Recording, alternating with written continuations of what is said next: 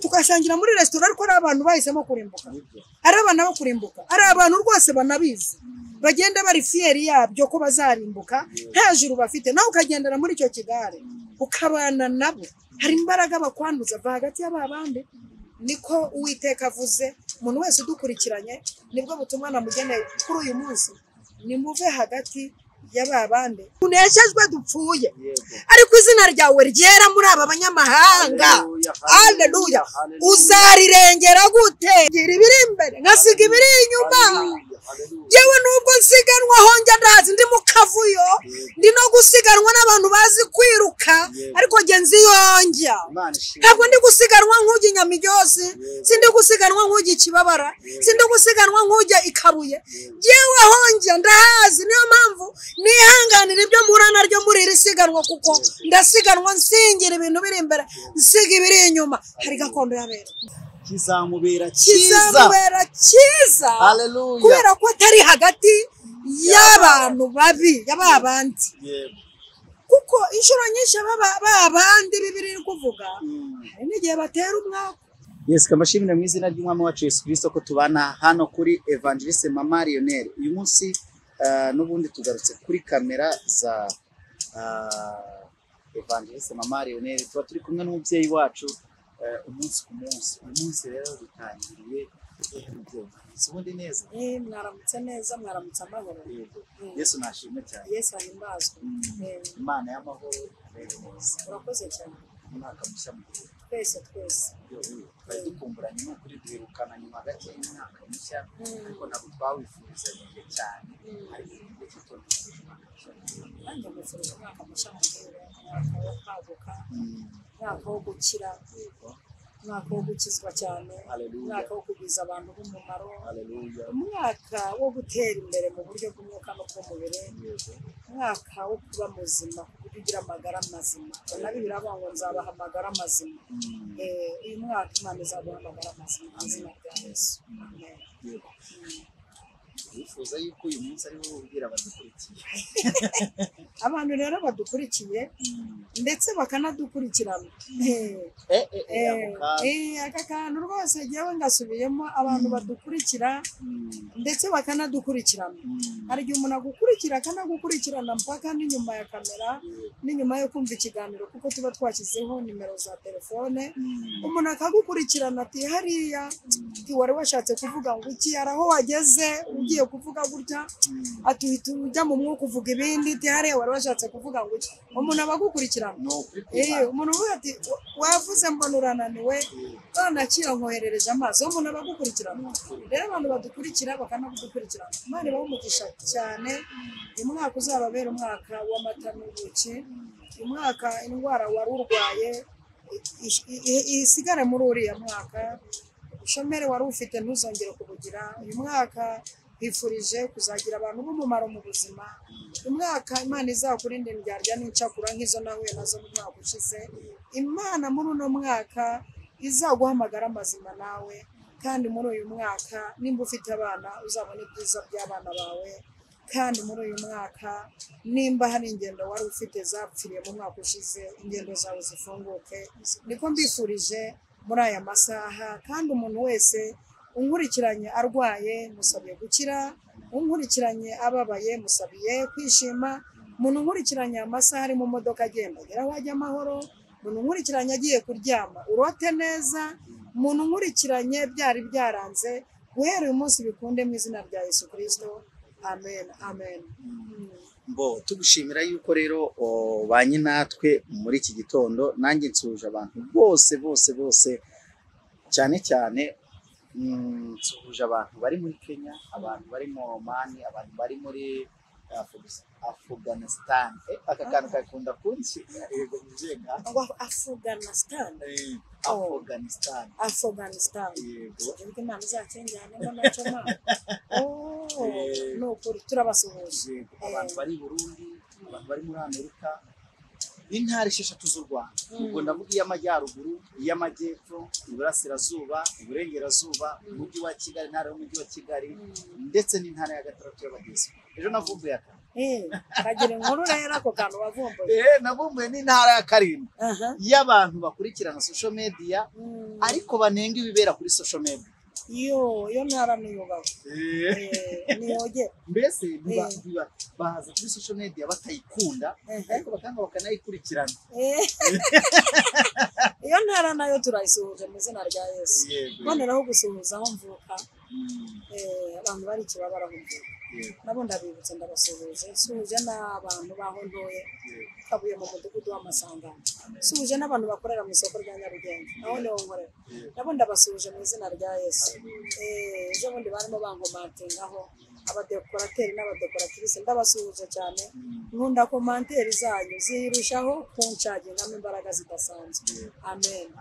Ngo muvye tutizibyo magambo ahubwo tuha icyo twazaniye abadukurikiye muri umwaka wa 2023 umwaka wo kwaguka umwaka w'ubuhanuzi umwaka uzabwirwa umwaka uzabona Imana kenshi ko wayibonye uzaguruke undi usifite ibiro byinshi. Fite ibiro byinshi numva umunyenga. Sabura abari mu munyengara.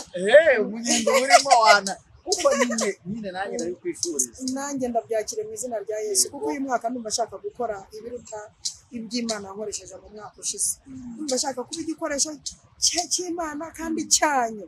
Uyu mwaka ndumva nshaka ko mumpamagara mukampa ibyifuzo. Uyu mwaka ndumva ashaka ko muza hondi. Nubwo ntari umukiza ariko nkorana nawe. Ndumva mbashaka cyane uyu mwaka abagumiwe abashonje. Uyu mwaka ndumva nshaka ababuze urubyaro. Ndumva nshaka abantu bafite ibibazo z'imfubyi zitagiseka zize mfite amagambo anasetsa ukaruhuka. Ndumva nshaka ko abantu baza bakansanga kuko ndumva Imana igiye kumifashamo ko ndashaka na adresse. Ndumva ngiye gushaka adresse ku by'umuntu nkeneye ahita mbona byihuse. Nacyo cyari ikibazo ariko vuba ngangiye kugikemura mbone adresse abantu bazi. Ari umuntu ushaka kurira kavuga tuwa muri abo mama nabonye afite nkamuririra umuntu arutse kumpobera ndangije mubwira amagambo aryoshye aranirira rwose wuzuza iki gituza ndajya gufura ararira ariko numva amarira ari masukaho numva ndi nk'umuti uri kumuvura. Aba bantu randabakeneye baze bandireho baruhuke bambwira icyo bashaka. Ndumva aba bantu mbashaka mu izina rya Yesu Kristo. Amina. Karibu cyane. Haleluya. Imana y'amahoro rero ibaho umugisha yuko mubonye ubundi buruhukiro bushya muri Kristo Yesu binyuze muri Prophetess Mama Lionel. Ndabakire rero n'ubundi reka twakire umuvyeyi wacu adusengera Imana namara kudusengera Imana noneho tujye twatangira icyo umunsi natuzaniye akakari agaciyemo kavuga ngo abagenda bataziranye batangira ikiganiro nyine tutaziranye kandi iyo tugenda nitwaza Mana nyingabo turagushimiye uri mu buturo bwawe bwera. Haleluya. Uduhaye undi munsi turawubonye ngo tuwishimire. Dawidi yaravuze ngo iyo ndamutse mba ndamye ubu turaramye. Haleluya. Kuba turamutse ubu twaramye tayari. Ubu nta mwanzi wadukanga, nta rupfu rwatwizengerezaho, nta giteye ubwoba cyakumanywa na ninjoro. Ubu turaramye. Kuba turamutse turaramye ni itangazo n'abarozi bamenya, ni itangazo abaturwanya bamenya, ni itangazo abigizemo uruhare amenye. Kuba turamutse turaramye. Haleluya. Turasabye ngo umuntu wese ugiye gukurikirana iki kiganiro imbaraga z'amaraso ya Yesu zitwikira ibintu bye, zubaka ibintu byari byarasenyutse, zisa n'ahari harangiritse, zihindura ibyanze guhinduka. Imbaraga z'amaraso ya Yesu zikoreye. Urakoze ndagushimiye Mana kubikorera kwiyubahisha mu izina rya Yesu Kristo. Amen. Amen. Ikaze rero mu kiganiro cyacu cy'uyu munsi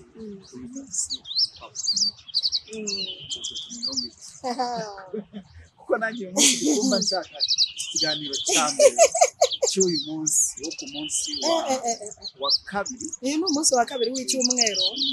Ushobora kubuzacyumva atari kuri uyu munsi ariko ikiganiro twebwe tugisohoye ku wa kabiri w'icyumweru. Yego. Cya kabiri cy'umwaka mu kwezi kwa mbere 4:24. Urwandiko rwa kabiri Pawulo yandikira Abikorente. cyangwa se tuvuga abakora nto ba kabiri nubwo nyine biba bidasobanutse nibyo abantu bazi. Reka tuvuge ururimi bumva tunababwire noneho n'urundi rurimi bashobora no kumenya, bagomba nabo kumenya nk'uko natwe twarwize. Mu rurimi bumva ngo ni abakora nto ba kabiri, igice cya 6:17. Ariko ubundi ururimi rwiza rwuzuye ruzima ni urwandiko rwa kabiri Pawulo yandikiye Abikorinto, igice cya 6:17. Aravuga ngo nuko muve hagati y'aba bantu mwitandukanye niko Uwiteka avuga, kandi ntimugakore ku kintu gihumanye, nanjye nzabakira. Urumva amagambo dushaka gutumwa ku bantu muri aya masaha muri twabatumye, nuko muve hagati y'aba bantu. Ni hagati rwose, nuko muveyo hagati y'aba bantu mwitandukanye niko Uwiteka avuga. Nuko uva hagati warangiza ugakora ikintu cyitwa kwitandukanya, witandukanye kandi ntugakore ku kintu gihumanye, nanjye nzabakira niko Uwiteka avuga. Imana ishimwe cyane. Tugiye rero kubwira abantu badukurikiye ndetse banadukurikirana muri twabatumweho ko bagomba kuva hagati y'ababandi. Niturangiza tubabwire wirinde gukora no ku kintu gihumanye, sibyo?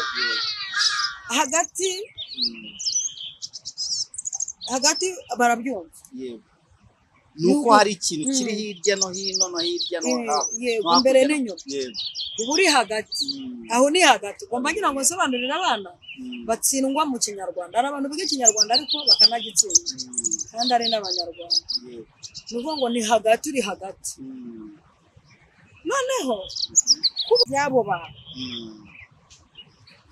nabyo wabifatiye, gushiduka uri hagati yabo ni urugendo rurerure wakoze kugira ngo urinde ugera hagati. None Bibiliya muri iki gitondo iravuze ngo nuko muve hagati y'ababandi. Rero ushobora kuba uri hagati y'abasambanyi. Muri ino minsi abasambanyi bo wagira ngo barimo baranabihemberwa, bafashe indi ntera, aho umuntu anasambana n'umuntu bahuje igitsina byafashe indi ntera. Biranasuzuguritse, ariko no mu rundi ruhande biteye n'iseseme. Hari n'ibintu tuvuga bigasaba ko bikanatujena. Wumva ibintu bitujena ukabikora rwose, va hagati y'ababandi, va hagati y'abo bantu, sibyo? Hari ahantu Bibiliya yavuze ngo ntukicare mu nteko y'abaneguranye. Hahirwa umuntu udahagarara mu nteko y'abaneguranye ntiyicarane n'abakobanyi. Uwo hari amahirwe afite. Uyu muntu mu mahirwe afite, ikintu azakora cyose kizamubera cyiza, kubera ko atari hagati y'abantu babi, y'ababandi. Kuko inshuro nyinshi babandi Bibiliya iri kuvuga hari n'igihe batera umwaku bajya bakasira. Nukuri uti gute? Iyo ugendanye n'amabandi, iyo baje mu mukwabo bagufatana nabo, muranye turafatwa. Uwo ni umwaku babandi batera umwaku. Iyo ufite inshuti z'abakobwa 5 b'indaya ugendana nabo bazwi, ni gake cyane ushobora kubona umugabo. Bitera umwaku, nabyo bitera umwaku. Babandi araho badukasira. Iyo ugendana n'abasinzi naho utayo wabihakana. Ubu giye sinjya ngendana n'abapagani. Ubundi nanjye mwanyigiyeho nubwo ntari Yesu. Yewe naririmbanye n'umuririmbyi uvuga ngo tunganira Imana, agera avuga ngo jya ubana n'abaje. Ubundi jya wibanira n'abantu b'Imana. Uri impamvu Elisa tukimuvuga yabanye na Eliya, yigira kuri Eliya, agendana na Eliya kugeza ubwo aburanye imigabane 2 agomba gusigarana. Byanga byakunda asigarana imigabane 2 kubera ko yabanye n'abayo kugeza izi saha Elisa mu musitari kubera uwo bagendana. Haleluya, amina. Iyo ugendana n'abantu bakomeye urakomera, iyo ugendana n'abantu bakazurakara, iyo ugendana n'abakiri urakira, ugendana n'abantu bize urajijuka, ugendana n'abantu basenga urasenga, ugendana n'abanyamwuka. Ibi bintu biranduzanya. Ubugeni kundira kubana n'abanyamwuka, abantu berekwa, abakiri, kuko ibyo bintu nabonye byanduzanya. ibi ni ibintu byanduzanye yego ubana n'umukire ushiduka abukwandusha nikuri wabana n'umunyamwuka ugashiduka nawe wumva utuntu ariko nubwo bitari kuza ariko ndiko dushashi arabura rabye uze komeza ejo natu izajyaho nukomeza kubana n'abanyamwuka uzashiduka natu igiyeho ra ejo bwose turaguhimbaza ushiduke igiye kubera iki kubana n'abanyamwuka iyo ubana n'abantu berekwa ushiduka weretse yego ariko iyo ubana n'abapagani ibi bintu biranduzanya niyo mpamvu Bibiliya muri iki gitondo twabatumweho abantu bari hagati y'ababandi va hagati y'ababandi ugendera mu kigare cy'abagabo bananiranye niyo urepeta kajana ushiduka nawe unaniranye cyane niyo ucuranga kajana ariko ugendera mu kigare cy'ababandi babanywara umogi babagambanyi babajura ibi bintu biranduzanya none se ubundi ko mugendanye umwaka ukaba utarabahinduye ubundi wabamariye iki ntiwabahinduye byanga byakunda bari buguhindura nuko muve hagati y'ababandi kandi cya kabiri mwirinde gukora ku kintu cyose gihumanye ni kuwiteka avuga ningera ku kintu gihumanye hari umugabo umwe ashaka kuvuga nkanamunenga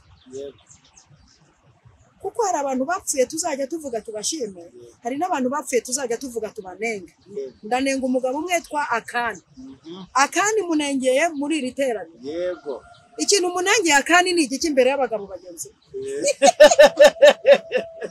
yego n'umuntu ufite imisemburo y'akani ahita yigayira muri iri jambo akani ndamunengeye akani bahaguruke bavuye imbere y'Uwiteka waremye ijuru n'isi uvuga bikaba yategeka bigakomera akani wabonye uburyo Uwiteka rwanakanesha akani ufite amakuru y'uburyo Uwiteka hana akani ufite amakuru y'uburyo Uwiteka hemba akani ufite amakuru y'iby'Imana yagiye ikora areba bava imbere y'Uwiteka abahaye gahunda y'uburyo bagiye gutera kuri ayi Uwiteka arababwira tumva abana banjye nguyu Yosuwa mukuru wanyu nahamagaye ndamutoranya muha inkoni mushyira imbere yanyu ngo abayobore dore murahagurutse mugiye gutera kuri ayi ndayibagabije ariko mwese mutega amatwi abize n'abatarize abasenga n'abadasenga abananutse n'ababyibushye mutega amatwi mwumve kondisiyo z'urugamba kugira ngo muruneshe nuko mwirinda gukora ku kintu cyose cyashinganywe please mushobora kuba mutari abahanga mufite n'intwaro nto ariko urugamba kugira ngo muruneshe rwo kuri ayi nukwirinda gukora ku kintu cyose cyashinganywe ibyo bintu ni mubyirinda ayi murayitsinda ayi ndayibagamiza bava imbere y'Uwiteka bose babyumvise bati mwami Yesu turagushimiye kujyanye natwe akanatewe uzadukoresha iby'ubutwari n'ukuvuze utugabije ayi gendana natwe udufashe ukuboko kwe kuza kubane natwe mu izina rya Yesu akani ati amina akana rero mu bantu bikirije amina mu isengero yuko bahagurukanye nayo yego akani burya abahari ivuga ahari akandika muri agenda ibyo yavuze akana bahari barangije baragenda ngo akana atangira kubona urugamba ruhinanye ijisho rye ritangira kurabuka amazahabu atangira gukusha atangiye gukusha kandi ivuga ntiyarahari itanga kondisiyo ntiyarahari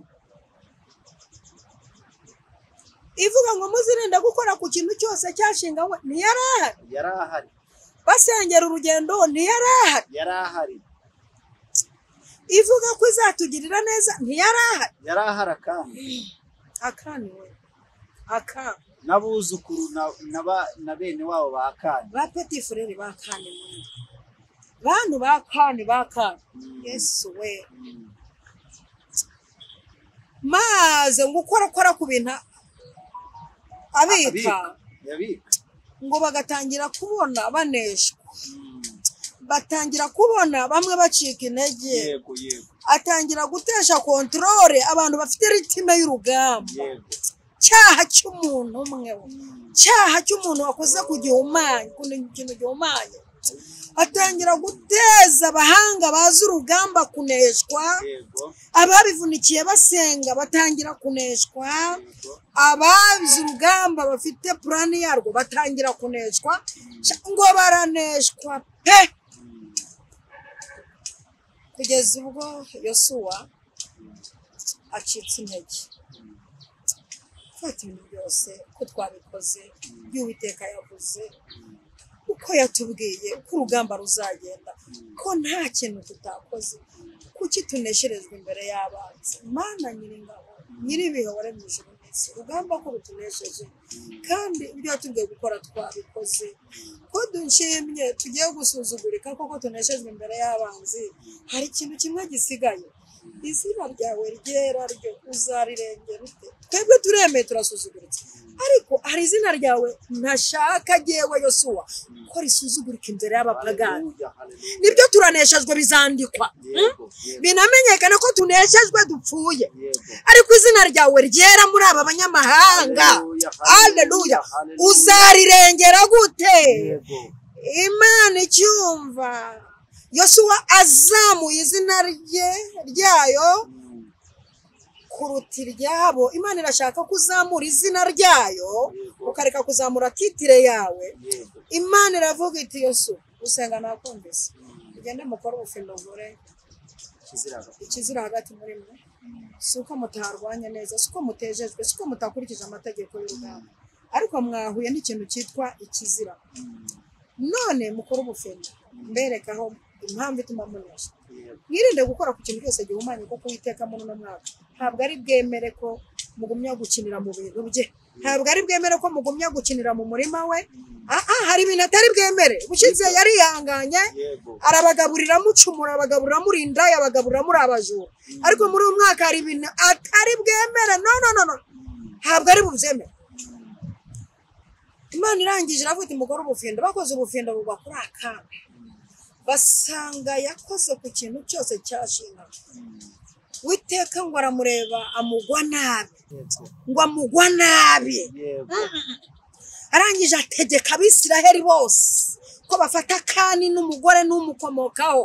Bibiliya iravuga ngo nzahora abana gukiranirwa kwa basi, ngo nkomeze ngende ngo n'ubuvivi kubera icyaha cy'umuntu umwe. Ngo babarunda icyitwa amabuye, babatera amabuye barapfa. Bamaze gupfa nibwo Uwiteka yavuze ati noneho Yosuwa jya muri pozisiyo, tunga icumu ryawe kuri Ayi, kuko noneho ubwo nkwe igihumanya hagati muri mwe, nk'uyu umupagani hagati muri mwe, kuko murangije. Tunga icumu ryawe kuri Ayi, mugabije Ayi. Uwiteka mugabiza Ayi, ariko babanje gukuramo ikizira. Muve hagati y'ababana, mureke gukora ku kintu cyose cyashingana, mureke gukora ku kintu gihumana, mureke kurya intonorano, mureke kwishinga abantu bo mu kibaya cya Dura, mureke kubishinga. Bahisemo kurimbuka. Hari abantu tugenda barabihisemo, tugendana tukasangira muri resitora, ariko ari abantu bahisemo kurimbuka, ari abana bo kurimbuka, ari abantu rwose banabizi, bagenda bari fiyeri yabyo ko bazarimbuka, nta juru bafite. Nawe ukagendera muri icyo kigare ukabana nabo, hari imbaraga bakwanduza. Va hagati y'ababandi, niko Uwiteka avuze. Umuntu wese udukurikiranye nibwo butumwa namugeneye kuri uyu munsi, nimuve hagati y'ababandi, mwirinde gukora ku kintu cyose gihumanye, niko Uwiteka avuga. Imana ibaha umugisha. Arangije aravuga ngo kandi nzabakira. Yesu umunsi umwe yaravuze ngo abantu barushye n'abaremerewe muze musange ndabaruhura. Ukuri nubwo twaruhutse Uwiteka akatwakira akaduha agakiza, hari n'ibindi byicaro azatwicazamo, hari n'indi gakondo azatwicazamo. Turi mu isi, Yesu yaravuze ngo nzabakubira inshuro 100, kandi hari n'ahandi hantu nzabakira. No mu ijuru barabizi, abamarayika barabizi, hari ibintu batemerewe gukoraho tutarahagera. Ndafashijwe muri gakondo y'abera, hari ibintu azatwakira. N'abamarayika barabizi, bafite ngo amatsiko yo kureba abantu biteguye igihe kingana gutya. Hari vino batemerewe kunywaho, umuntu udukurikiye ukorera ubwami bw'ijuru burahari. Tuzabona gakondo mu gihugu cyo mu ijuru. Hari gakondo y'abera. Twe ntabwo bizarangirira muri ino si. Ntabwo bizarangirira ku muceri mu Tanzania. No. Ntabwo bizarangirira mu mahoteli akomeye. Isi twarayiriye, Yesu yarayiduhaye. Ariko hari na gakondo y'abera. Ijuru rirabizi ko hari umuntu ryiteguye. Abakerubi barabizi, abaserafi barabizi, ibizima birabizi, ingabo z'ijuru zirabizi. Yesu yarabivuze, aravuga ngo ndagiye, ngiye kubategurira aho muzaba, aho ndi mubeyo. Arangije atanga agasopo, aravuga ati uru ni uruhisho mutemerewe namba gukoraho keretse umugeni ahageze. Hari abantu bari mu isi bari guhatana bihangana imibabaro y'isi. Mana ishimwe, turazwi, twebwe turazwi. Bibiliya ivuga ngo umukunzi wanjye ameze nk'akarungu mu mahwa. Yesu yaravuze ngo aho muri ndahazi. Yaravuze ati ndabasengeye, mbasize mu isi ahantu habi, ubarinde umubi. Simbasabye ngo bakure mu isi nonaha. Bari gukorera uyu mwambaro, bari gukorera ibi birori, bari gukorera ibi byiza. Hari indirimbo iri kurepetwa izaririmbwa tuhageze. Hari inanga zizacurangwa tuhageze. Imana izaturirimbira.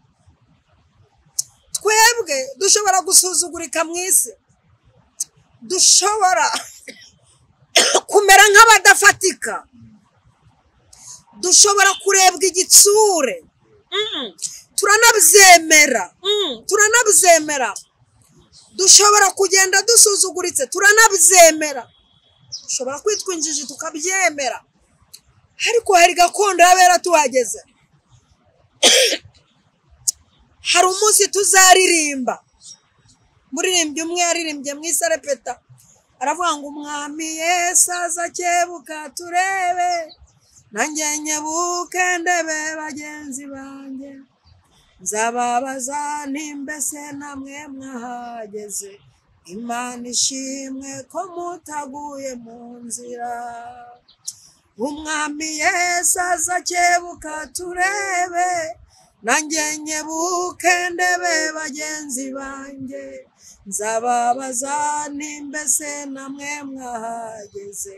Imana ishimwe ko mutaguye mu nzira.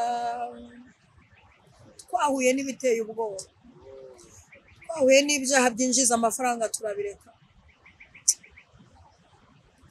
twahuye n'ibishuko, twahuye n'intambara tuyirwana atari twe twirwanishije. Paul aravuze ati jyewe ndasiganwa, ariko ntabwo nsiganwa cyenyege, sisiganwa nk'umuntu utazi yonge.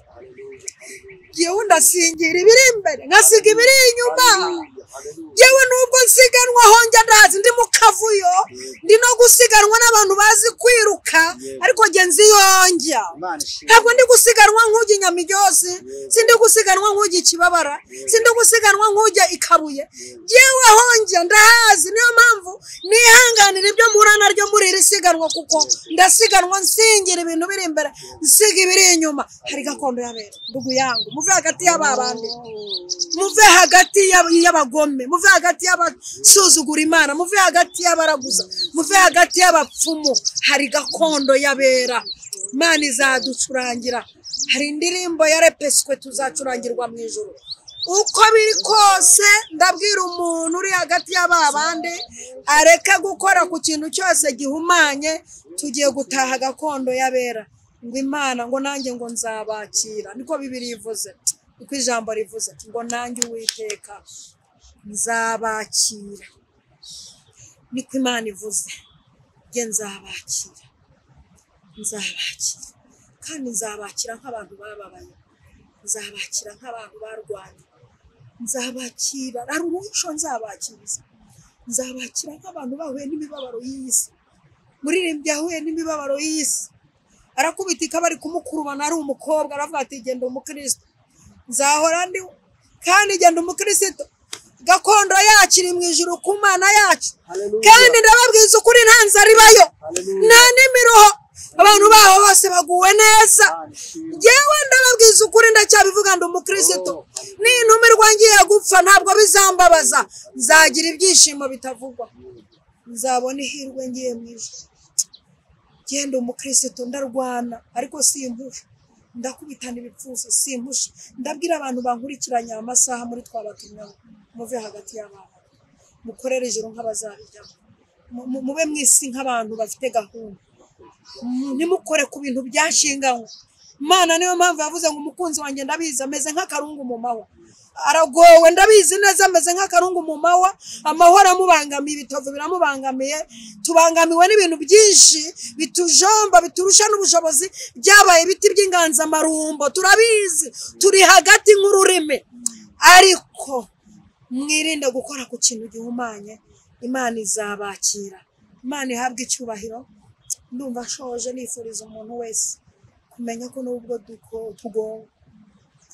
nubwo turi mu isi tugomba kwibamo nk'abatayirimo tukava hagati ya babandi ni benshi tukavuga babandi bari mu kibaya cya Dura basenga ibigirwamana turabizi ko muri babandi harimo abantu basenga izindi mana tukagendana nabo ariko bafite izindi mana bimitse turabizi neza ko babandi tugendana na babandi bagenda bakora ibyaha ku ruhande muri babandi ntabwo tuvuze babanyabinyoma tubana abantu b'abanyabinyoma birirwa batubwira ibintu bidahari muri babandi turabizi ko hari n'abafite amatitire bimikishijwe amavuta tutazi alimentation yaguzwemo bafite inkoni tutazi aho zaguzwe nimba ari muri Nyabugogo izo nkoni hari abantu bahawe inkoni zihonda abantu hari abantu bafite inkoni ziragira umukumbi hari n'abantu bahawe inkoni zivuna abantu imigongo zituritse abantu imitsi y'ubwonko abo nabo ni babandi Bibiliya ni kuvuga ngo tuve hagati y'aba bantu babandi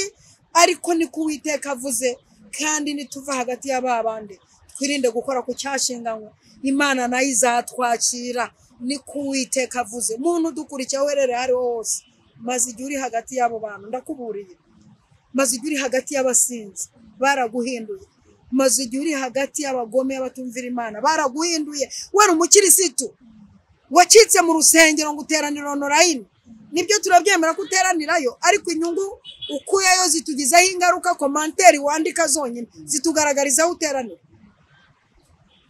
va hagati y'abantu ni ku Uwiteka avuze nanjye nzabakira Imana ibamugisha Yesu murakoze abantu babakurikira Imana y'amahoro ibaho umugisha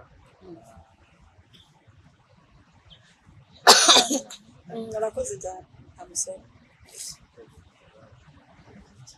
noneho rero tugusaba udusengera Imana dusoza nyabona niba ari hagati y'ababandi ufite udusigisi twakanye reka gukora ku byashimanye Uwiteka azakwemera gusaza Imana wasanga kukiye nawe aho uri niba uri kumwe n'ababandi n'iri jambo rigukoze ku mutima sengana natwe maze Uwiteka akujabure nk'uko bajabura nk'umushumi mu muriro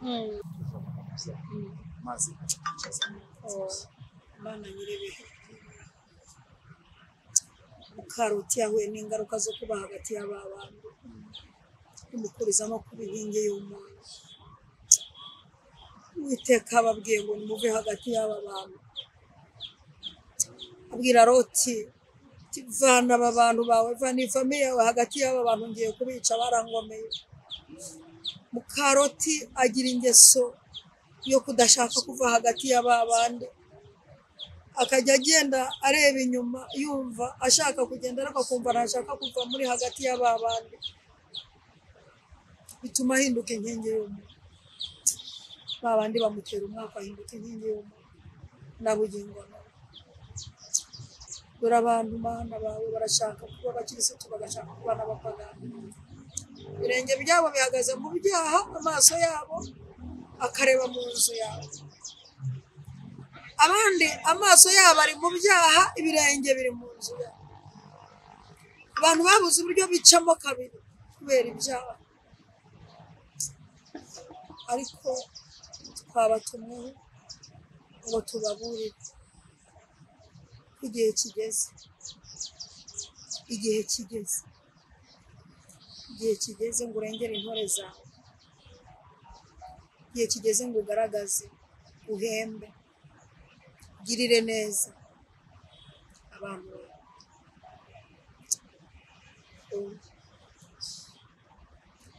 Abaririmbyi barivanze, banga kuva hagati y'aba bandi, bamwe bakuramo inda z'indaro. Hari abo twumva amateka yabo barimo bavuga ngo kera twahoze, bipfiriye kugendana na ba bandi. Kandi urabahendahenze, uravuga ngo mwavuye hagati y'aba bandi mukareka gukora ikintu cyose gihumanye, ko nanjye nzabakira. Ugira ubugwaneza, ugira imbabazi, mu bintu bikuranga ntushaka kubona umuntu apfa kuko yarakuvunnye. Wagize imvune ku muntu mw'iremwa rye, ibintu byose ukajya watura ngo habeho bikabaho, ariko ugeze ku muntu uritonda ukoresha inama, uravuga ngo tureme umuntu agira ishusho isa n'iyacu, asa natwe. Ubumbabumba umuntu, urapfukama umuhumekeramo umwuka wawe, watanze icyubahiro ku muntu, urapfukama utanga icyubahiro ku muntu. Ibyo urabikurikiranye muri iri jambo, niyo mpamvu uvuga ngo nimuve hagati y'aba bandi, ariko nanjye nzabakira. Ibintu udakunda, ntukunda kubona umuntu watanzeho ikiguzi kingana gutya, umuhomba. Imana idakunda guhomba. Umushinga wawize neza, uwutekerezaho, umushinga w'umuntu warawunonosoye. Niyo mpamvu Bibiliya wayishyizeho kugira ngo ukurikirane umuntu. Ntushaka guhomba umuntu, nubwo umuntu we ashaka kwihombya, ariko wowe ntushaka guhomba umuntu.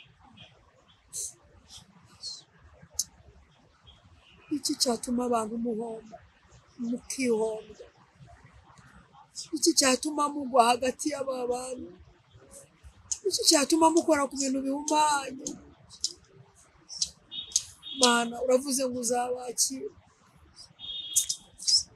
Ujye ukunda guhomba, mu miterere ya ntukunda guhomba.